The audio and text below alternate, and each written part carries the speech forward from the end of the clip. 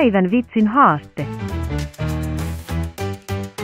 Olipa kerran iloisessa Laugville-nimisessä kaupungissa, jossa kaikki rakastivat jakaa vitsejä.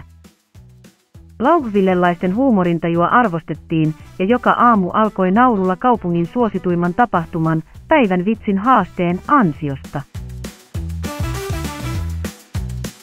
Kaikki kaupungin lapset odottivat tätä haasteen aikaa, jossa yksi henkilö sai kertoa parhaan vitsin ja saada kaikki nauramaan.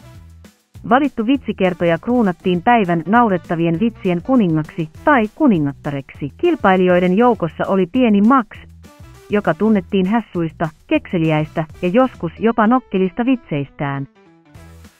Eräänä aurinkoisena aamuna, kun koko kaupunki oli kerääntynyt naurulavan ympärille, Max tiesi, että hänen täytyi keksiä uusi, erityisen hauska vitsi voittaakseen. Hän mietti ja mietti, mutta mitä enemmän hän mietti, sitä hölmömmiksi ideat kävivät.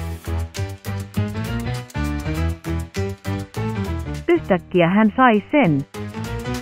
Hän hyppäsi lavalle hymyillen korvasta korvaan ja ilmoitti, minulla on päivän viimeinen vitsi. Kaikki kumartuivat eteenpäin, innokkaina kuulemaan Maxin uusimman vitsin. Hän virnisti ja kysyi, mitä sanot karhusta, jolla ei ole hampaita. Yleisö katsoi toisiaan hämmästyneenä. Emme tiedä. Mitä sanot karhusta, jolla ei ole hampaita? Kummi Bear, huudahti Max, ja kaikki purskahtivat nauruun. Pienet kikattelut muuttuivat hekotteluksi ja hekottelut äänekkäiksi nauruiksi.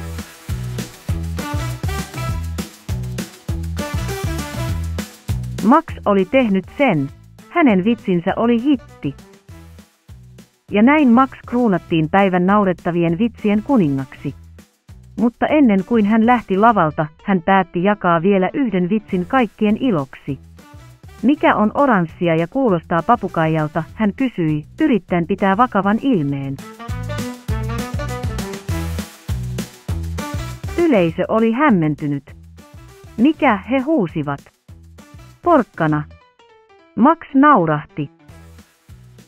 Kaikkien nauraessa pormestari julisti, että Maxin vitsi olisi päivän vitsi ja että hän saisi opettaa kaikille vitsin kertomisen salaisuuksia seuraavana päivänä.